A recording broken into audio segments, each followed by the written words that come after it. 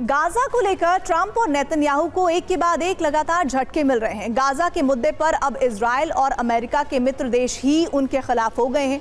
France और Britain के बाद अब कनाडा ने भी 2 स्टेट फॉर्मूले को समर्थन करते हुए फिलिस्तीन को समर्थन देने का ऐलान कर दिया है।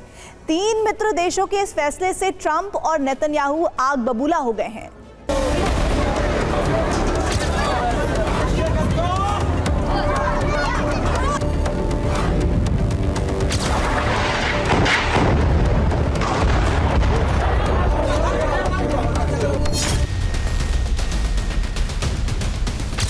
गाजा में अब 2 तरह से नरसंहार हो रहा है, पहला बारूद से और दूसरा भूख से। गाजा में हर बीतते दिन के साथ विनाश का क्षेत्रफल बढ़ता ही जा रहा है। गाजा में जितने लोग इजराइल की बारूदी बरसात में मारे जा रहे हैं, कमोबेश उतने ही भूख से मर रहे हैं।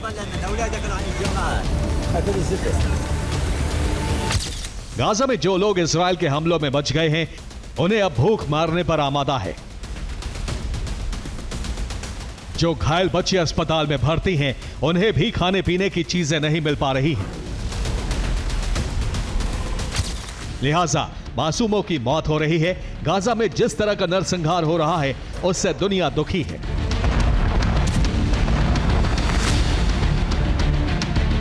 Gaza, because of a catastrophic failure of aid, we see starving babies, children too weak to stand, images that will stay with us for a lifetime. The suffering must end.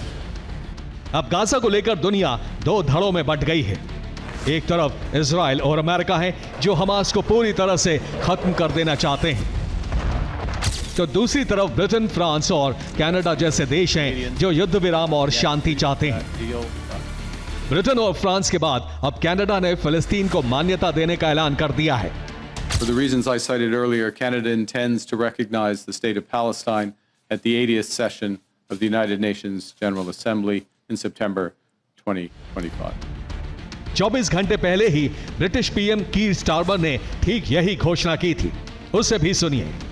I can confirm the UK will recognize the state of Palestine by the United Nations General Assembly in September unless the Israeli government takes substantive steps to end the appalling situation in Gaza, agree to a ceasefire and commit to a long-term sustainable peace, reviving the prospect of a 2-state solution.